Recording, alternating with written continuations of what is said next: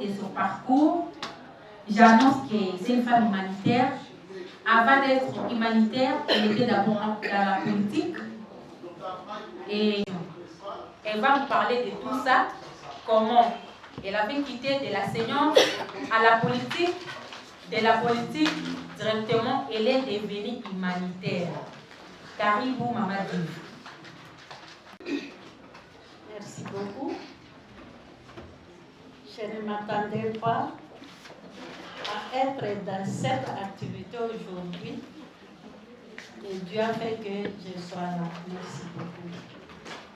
Bonjour à tout le monde. Je viens de dire, je suis enseignante de formation. Mais malheureusement, j'ai enseigné seulement pendant 4 ans. Et après ça, j'ai été identifiée par le diocèse de Bounia, à l'époque BTT, je crois. Presque toutes les paroisses en train d'animer les femmes sur la bonne nutrition. Et quand j'étais encore là, il y a Arti. À ce moment-là, ce n'était pas encore un centre hospitalier, mais c'était Action Lèpre et tuberculose. J'ai été appelée de là pour travailler du côté des femmes souffrantes, des hommes souffrant de lèpre et de tuberculose. Je me disais comment est-ce que je vais parvenir à faire ce travail. D'abord, je ne suis même pas une infirmière, comment je vais? Alors, je suis allée et j'ai travaillé avec ces malades, surtout les encourager à être plus forts dans ce qu'ils sont en train de subir, surtout de les encourager à ne pas manquer la confiance à Dieu. Je suis devenue l'amie de cette catégorie de personnes. Alors, les temps que j'ai travaillé là-bas, j'ai pris de leur expérience de vie et j'ai commencé à écrire. J'ai fait sortir une brochure où j'ai parlé des souffrances de ces gens-là et la joie de ces gens-là dans leur maladie. Alors, quand j'ai travaillé là-bas, nous avons mis en place notre association des mamans Kibwaki. Et lorsque nous avons mis cette association, d'abord c'était mise par 4 femmes avant nous, mais à un certain moment, elles s'étaient découragées, elles ont abandonné. Mais arrivé en 1992, il y a une dame qui va dire non, non, qu'on avait commencé quelque chose d'intéressant, une action caritative où on devait aider les femmes dont les enfants souffraient de la malnutrition. Et moi, en tant que chrétienne, je me suis portée directement malade.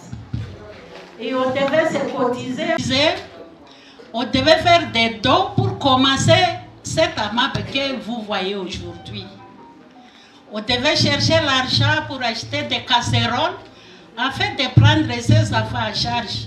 On devait venir avec des maïs de nos champs, on devait venir avec des soja de nos champs, et puis on préparait pour ces enfants petit à petit. Nous sommes allés et aujourd'hui on est dans les 34e année d'existence.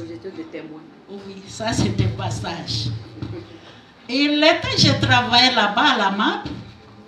J'avais pris déjà, lorsque j'ai travaillé au niveau de Caritas, j'avais pris déjà l'expérience de mener une action de lutte contre la malnutrition. On avait en tout cas des grandes personnalités. J'étais seule, maman Béa, avec petit diplôme. Mais je ne sais pas comment, à un certain moment, je me retrouve parmi les staffs qui étaient considérés au niveau de la commission. Et comment? On devait conduire des réunions, on devait préparer des projets pour le fonctionnement des de l'organisation. Alors, comme ça se fait toujours dans notre société, dans cette commission-là, on avait élu des professeurs qui savaient écrire le français, je ne sais pas quoi encore. Et j'étais parmi les membres de la plénière. Et chaque fois-ci, il était les projets, il manquait des choses importantes. Par exemple, des objectifs ou bien des assieds au travail. Et lorsqu'on devait maintenant aller déposer les projets chez les bailleurs, je ne pouvais pas rester. Parce que si le bailleur posait la question, Madame Daïv, c'est comme ça on m'appelait, Madame Daïv, elle était là pour répondre, même à la place du président. C'est comme ça, lorsque j'étais dans la commission, j'ai fait beaucoup de voyages, plus que tout le monde, parce qu'on devait rencontrer les bailleurs par-ci, par-là, à travers certains pays en Europe comme en Afrique, et j'étais toujours avec les présidents. Ça, c'est en parenthèse. Une petite question avant que je vienne avant que vous réveillez. On est ici à Dieu. On a donc à Bounia, Kouitouri, on a retrouvé au Kinshasa, attaqué l'Itourienne, et surtout une femme. On a retrouvé au milieu, on a dit tout à l'heure, donc, tu t'es réveillé comment? Je vous dis. En termes des expériences que les femmes africaines. J'avais peur. C'était mon premier voyage en avion. Pas premier. Non, pas premier voyage en avion. Parce que lorsque j'ai fait le mariage, mon mari était à Xangani. Là, j'étais habituée quand même. Mais c'était mon premier voyage à la capitale. Et à ce moment-là, il y avait des dames qui savaient s'habiller, qui savaient se faire des soins. Alors, toi, une petite dame là, à l'époque, qui vient de l'Ituri, et l'Ituri qui était justement, c'était la période de la guerre. Non, j'avais très peur. Et quand je suis arrivée pour la première fois, on m'a amenée à hôtel. Donc, de l'aéroport, nous sommes allés à hôtel. Ma chérie, il m'a quitté d'Aïvi, Emilia Ivi, j'étais perdue. Mais je me dis, ok, je suis déjà là, on va faire avec. Le lendemain, on devait aller au bureau. Je trouve là des personnes dans des costumes. Maman, j'étais comme je suis aujourd'hui à Pagne, comme ça, c'est vrai. Alors, à l'époque, non, ce n'était pas CPA. C'était même un wax hollandais, mais j'étais à Pagne. Là où il y avait des femmes qui étaient en costume comme les hommes, les saisies. Je devais être frustrée un peu pendant un jour, 2 jours, une semaine, un mois. Et après ça, quand j'ai pris la lyre de la réunion au niveau de la plénière, et surtout que quand j'ai participé déjà dans la correction des projets, je me suis habituée.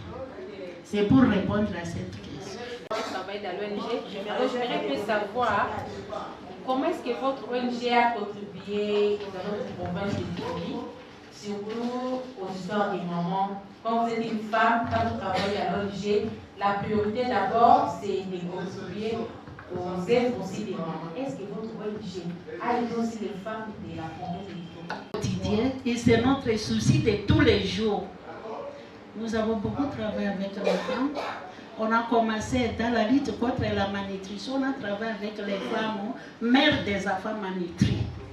D'une manière générale, c'était les papas, les mères qui amenaient les enfants, quelques papas seulement. À ce niveau déjà, tu vois, on devait travailler avec elles dans la protection de ces enfants. On devait leur apprendre comment continuer ce que nous faisions au centre et à la maison. Et on devait aussi... quand nous avons constaté parmi elles, il y avait vraiment des mères qui n'arrivaient pas à appliquer les conseils nutritionnels normalement. On avait ouvert même un centre d'alphabétisation pour ces femmes.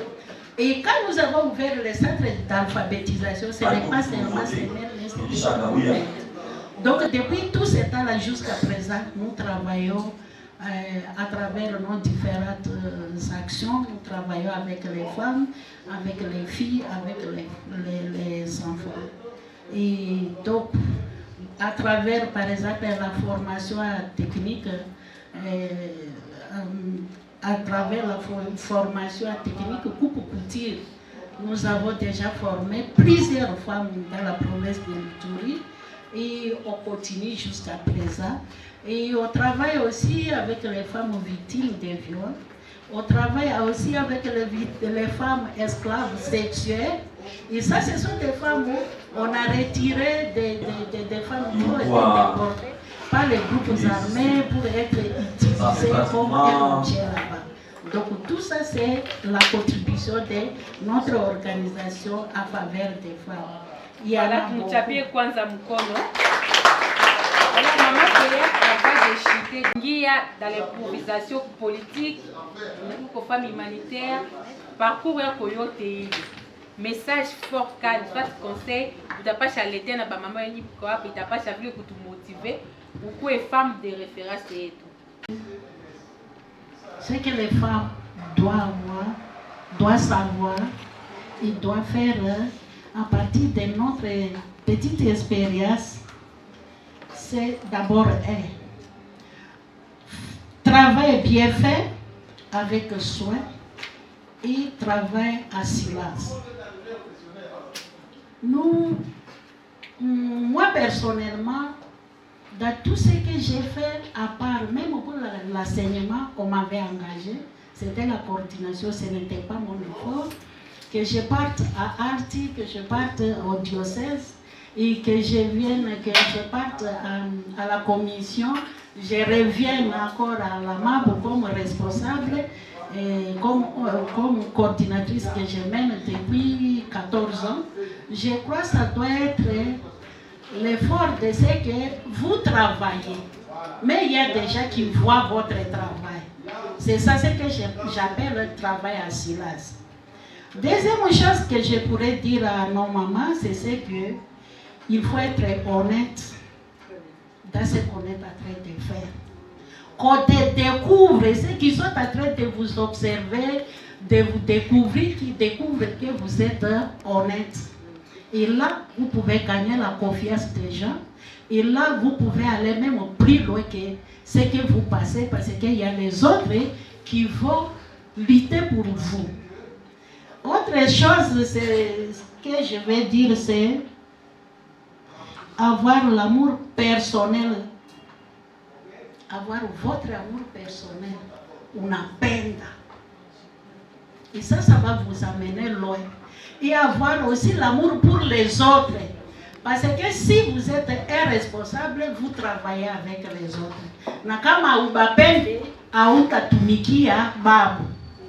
Et autre chose que je pourrais dire aussi, c'est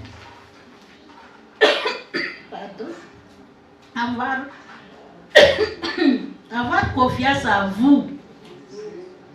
Hii kitu inajipresente mbele yangu. Nitaipima, nitaifanya, na je vais réussir. Allez avec détermination.